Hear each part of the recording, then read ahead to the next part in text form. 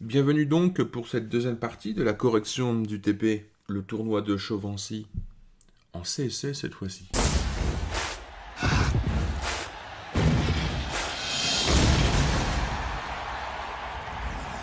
Précédemment, nous avons donc créé le squelette de notre page en HTML.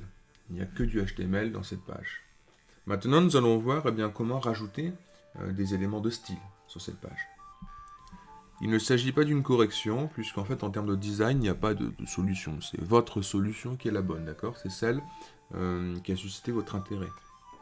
Moi, ce que je vais faire, je ne vais pas faire l'exercice en intégral, c'est-à-dire je ne vais pas vous fournir un design complet sur ce tournoi. Je vais plutôt vous montrer comment modifier certains blocs, quels sont les effets qui sont attendus avec telle ou telle propriété CSS. Alors, on va commencer. Vous voyez déjà ma page, donc elle ressemble à ce qu'on a vu à l'activité numéro 1. Je vais vous montrer comment ajouter une feuille de style. Pour ajouter une feuille de style à votre page, il suffit de le faire avec voilà, cette balise-là, la balise link, lui mettre l'attribut rel pour lui dire que c'est une feuille de style, en anglais ça se dit style sheet, le type, c'est du texte CSS, et bien entendu, href, c'est le lien de votre feuille de style. Ma feuille de style, j'ai rajouté un fichier style.css à la racine, ici. D'accord? On retrouve donc le lien ici. Ce qui veut dire que maintenant, vous pouvez éditer ce fichier-là. Vous pouvez éditer et faire du CSS dès maintenant. Alors, on va commencer avec ce titre. Le tournoi de Chauvency. Admettons que je veux changer la couleur ou je veux centrer ce texte. Comment faire? Regardez. Le tournoi de Chauvency, il se trouve enclavé dans une balise H1 alors moi j'ai rajouté une boîte div, d'accord? Je ne vais pas le faire tout de suite. On va supprimer. Alors on va faire comme c'était au début. On a notre balise H1. Il suffit juste de donner le nom de la balise, donc H1, d'ouvrir des accolades et de mettre vos propriétés CSS. Vous avez la liste dans le cours. Alors par exemple, moi je vais mettre la couleur. La couleur c'est tout simplement color, 2 points, puis je mets du rouge par exemple, point virgule. Regardons ce qui se passe. Hop. Ça change de couleur. La balise H1, elle me semble trop petite. Je vais changer la taille. Font. Alors, font way. Vous voyez ce qui est bien avec l'éditeur de code, c'est qu'il suffit de mettre les premières lettres de votre propriété CSS, et voilà, il vous en propose, parce que il faut pas, c'est difficile de tout retenir, hein. Donc font size, voilà, font size. Et je vais mettre 32 pixels.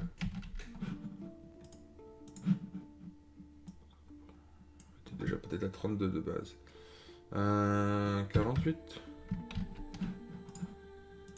Voilà, 48. On a un texte un peu plus gros. Alors ce qui est intéressant en fait, c'est ça la force en fait du CSS. C'est parce que vous voyez, on dit qu'on a modifié les propriétés de la balise H1. Ce qui veut dire si je rajoute une autre balise H1 ici,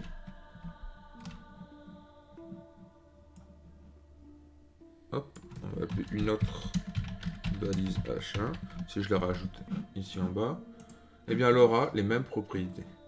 D'accord? Comme ça, vous modifiez une seule fois et ça s'applique à toutes les boîtes, à toutes les balises.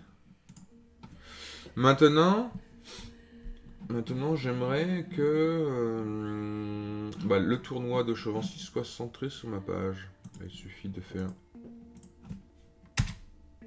H1, texte,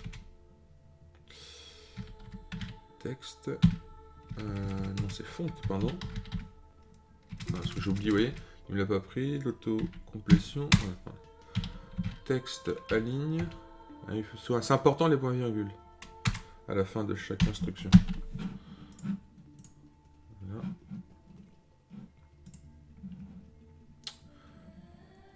Et puis maintenant, le petit paragraphe ici.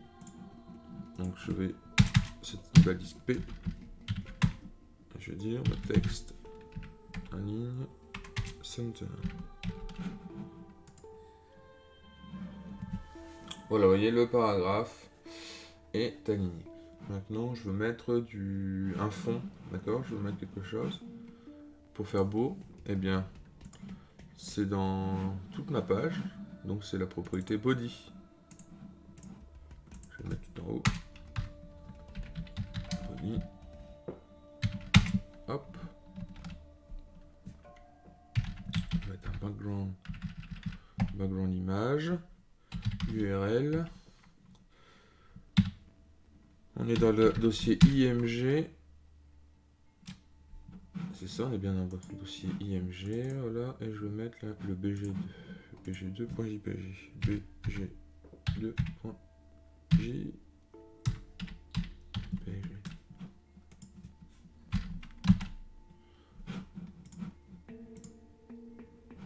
Voilà, j'ai mon background.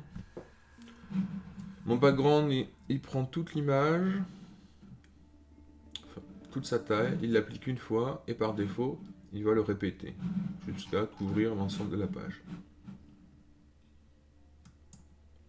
Alors, c'est pas très propre, sauf si on a des motifs qui se répètent. Donc, nous, on va lui dire background-repeat. Et puis nous on veut no repeat. Voilà. Il dit ne t'applique pas, ne te répète pas sans cesse. Et donc on voit bien que ça fonctionne.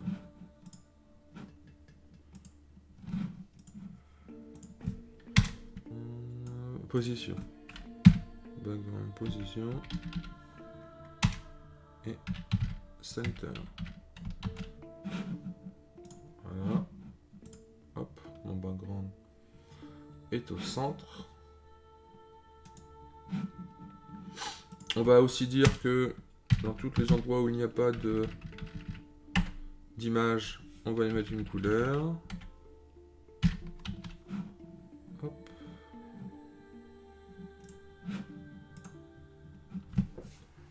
Background size.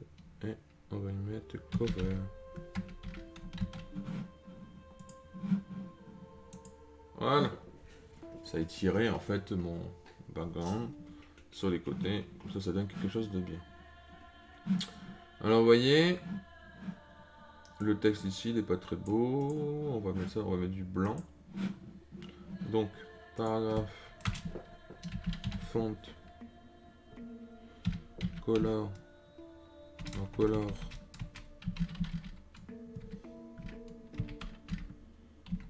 white, font, size, nous on va mettre à 22 px, et puis on va mettre en gras, donc c'est la propriété font, weight, et en bold. Hop, voilà, le ton de notre chevalier. On a mon texte qui est là. On veut créer un cadre, d'accord, ici, sur une certaine couleur, par exemple du blanc, enfin du blanc ou du noir, on va faire du noir plutôt pour faire ressortir en fait le texte. Comment faire? Eh bien on va modifier ici notre CSS, mais d'abord notre code HTML. On va mettre le H1 et le paragraphe, d'accord, dans une boîte. On va appeler div. Une boîte div. Voilà. On va lui mettre l'attribut classe. Alors qu'est-ce qu'une classe? La différence entre une classe et un ID. Un ID est unique, c'est-à-dire si je mets un ID, c'est un identifiant pour identifier une boîte particulière, parce que je peux très bien en fait modifier, ici je peux mettre div, et blabla, div, accolade, je peux mettre div, accolade, mais vous avez compris, les propriétés, les changements vont s'appliquer sur toutes les boîtes, sur toutes les divs. Donc en fait, maintenant, si je veux le faire à des éléments particuliers de mon CSS, il faut que je leur attribue un identifiant. Un identifiant, c'est unique, c'est-à-dire que je peux avoir une boîte, une et une boîte, qui s'appelle header de titre, d'accord? Ou je peux avoir une classe, cette fois-ci, la classe pourra s'appliquer sur plusieurs divs dans ma feuille de style, enfin dans... Alors c'est parti, classe, je vais appeler ça ID. Alors pourquoi ID? Parce que l'ID, voilà, c'est un identifiant unique. Parce que je vais avoir qu'une seule boîte qui va s'appeler header page. Ok. Alors comment sélectionner ma boîte qui s'appelle header page? Ben là, c'est tout simplement, je vais mettre header page. Et comme c'est un ID, je vais mettre un dièse. Voilà.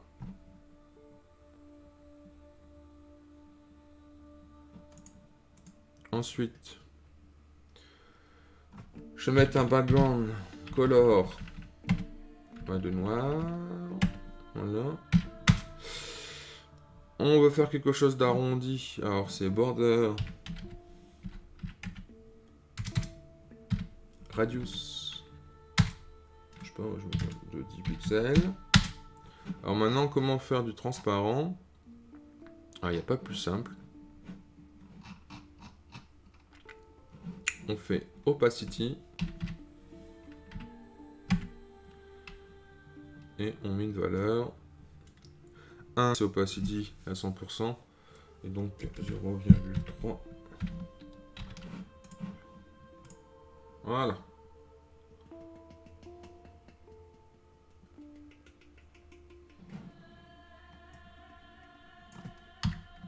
Ça n'a pas l'effet escompté.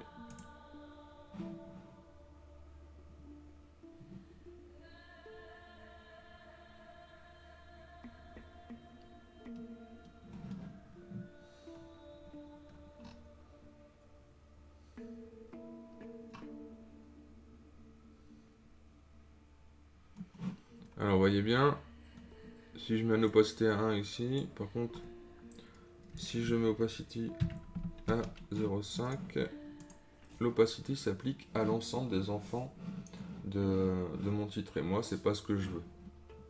Donc, en fait, c'est pas ici que ça va avoir lieu. L'opacity, c'est plutôt ici au niveau de la couleur.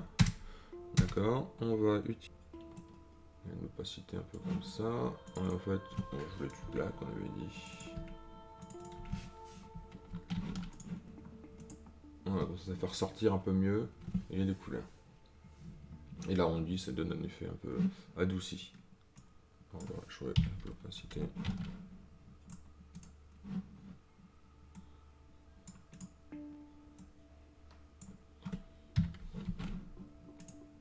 Voilà, on va laisser ça comme ça. Maintenant, je veux me créer un style sur les couleurs des titres H2. On va voir une autre façon de le faire.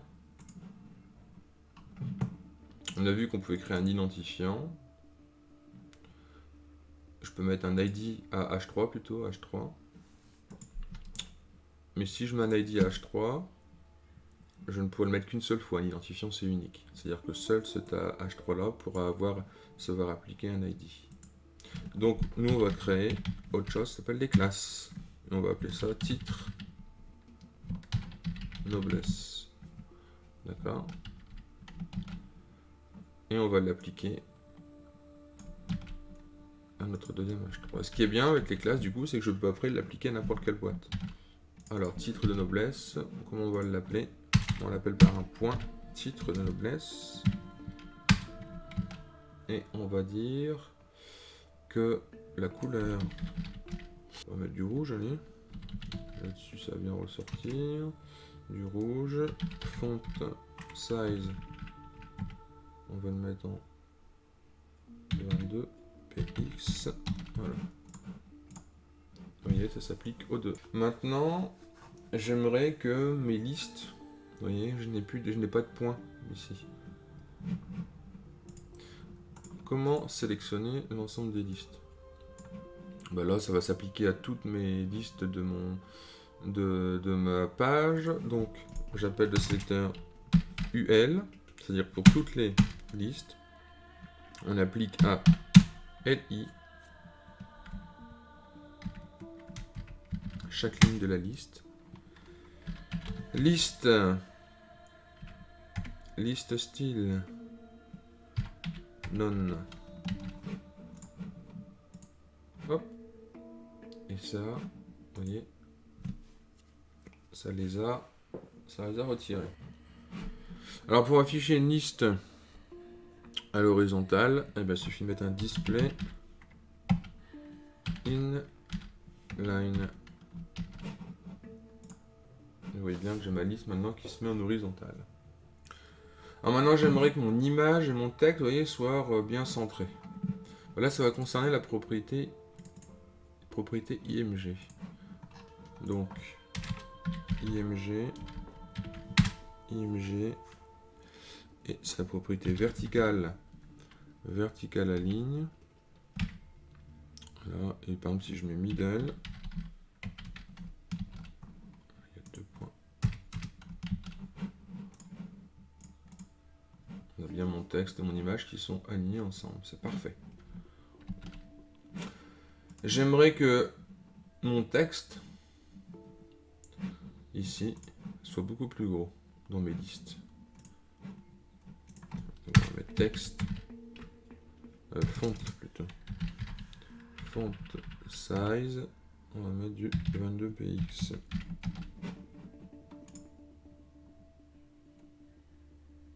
Ça va être plus gros, ça va être bien. Je vais mettre un peu plus gros. Et je me dis, j'aimerais bien qu'il y ait un espace là entre les deux listes. Eh bien, je fais margin à partir de la droite et margin right, un espace de 20 px. Un peu plus. Voilà. Je veux que mes listes soient encastrées en fait dans une petite boîte aussi.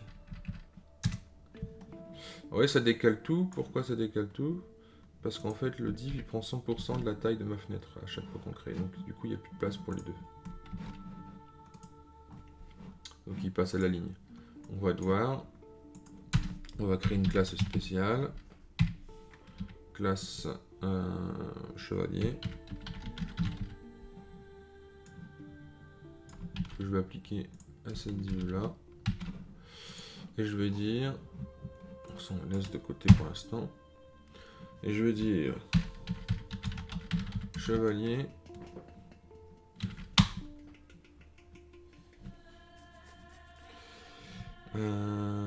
dimension de largeur width, et je veux que ça soit 30 px, 100 px, voilà. 100 px. Je veux un fond similaire à ça, hop, mais en couleur blanche, donc 255 et 255. Vous voyez, donc 100 px c'est pas suffisamment grand. On va mettre 300 px. 300 px. L'arrondi il était un peu trop exagéré. Un arrondi de 5 pixels pour adoucir l'angle, voilà. C'est pas très beau mon chevalier, vous voyez, là il y a les armoiries ici. On va utiliser le padding. Le padding 10 pixels. Voilà, comme ça, ça veut dire qu'il y a un petit espace sur chacun des bords qui encadre le nom de notre chevalier. Je veux que maintenant il soit aligné, et bien float left. Et puis sur chaque div, je veux qu'il y ait un margin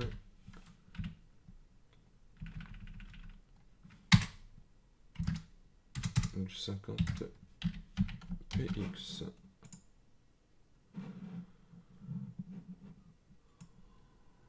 Alors ça va être un padding left. Non, pas padding. Non, margin. Margin left. Voilà.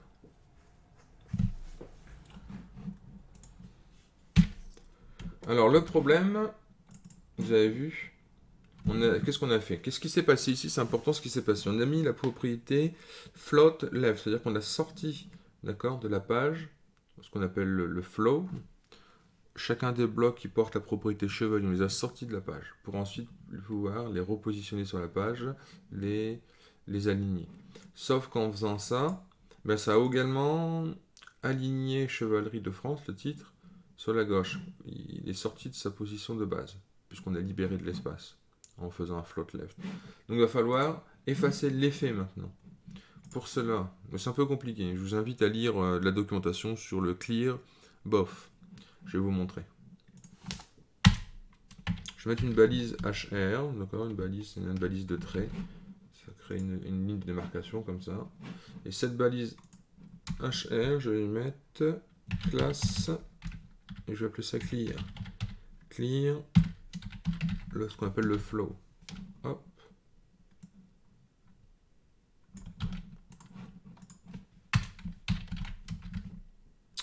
Déjà, on veut la cacher, donc je vais mettre visibility hidden. Elle sera invisible. Cette ligne, voilà. Je veux que cette ligne n'occupe absolument aucun espace physiquement. Je veux que ce soit une ligne entre guillemets virtuelle qui soit là mais qui ne soit pas là. D'accord? Donc ça va être en display, c'est-à-dire n'occupe pas display none. Voilà, comme ça la ligne n'occupera aucun espace sur ma page. Et je veux un clear. Bon, ça veut dire quoi? Ça veut dire qu'on remet à zéro le positionnement sur la page des éléments qui vont venir après. Hop, j'ai oublié de sauvegarder.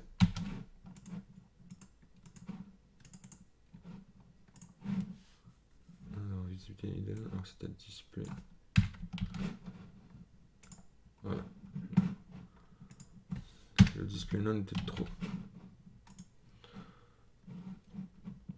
On va pouvoir appliquer la classe chevalier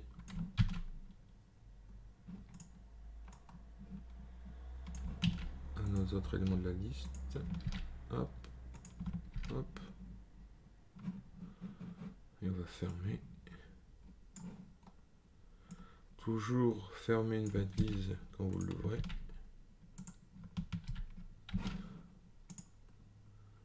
Alors là, il y a un problème de fermeture parce que voilà, il a automatiquement été fermé ici et ici.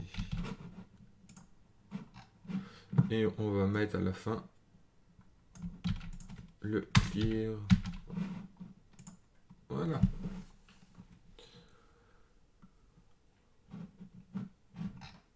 Une dernière chose avant de finir, on va modifier la couleur des liens.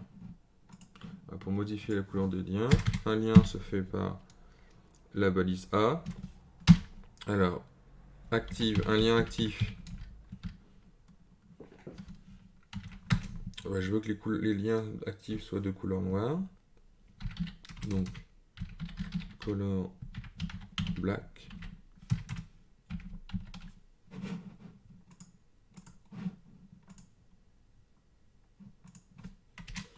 Les liens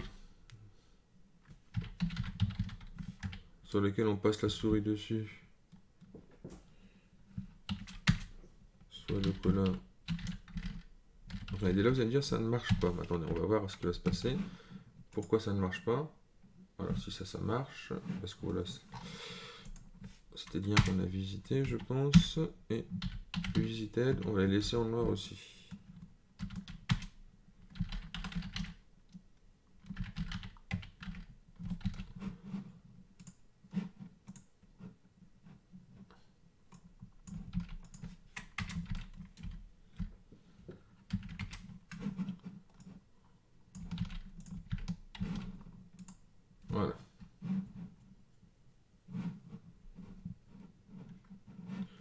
peut me mettre texte décoration non.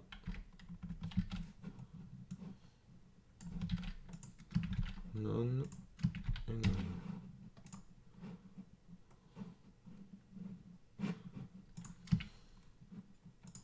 Par contre, je veux que ça soit souligné quand je passe la souris dessus. Alors, c'est sur underline, underline.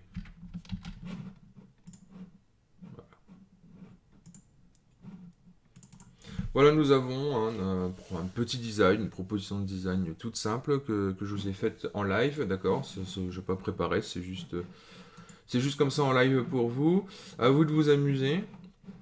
Trouvez des images sur Google, importez-les, et puis bien, montrez-moi. Je suis curieux de voir ce que vous allez me faire, donc montrez-moi, envoyez-moi vos codes sources, d'accord.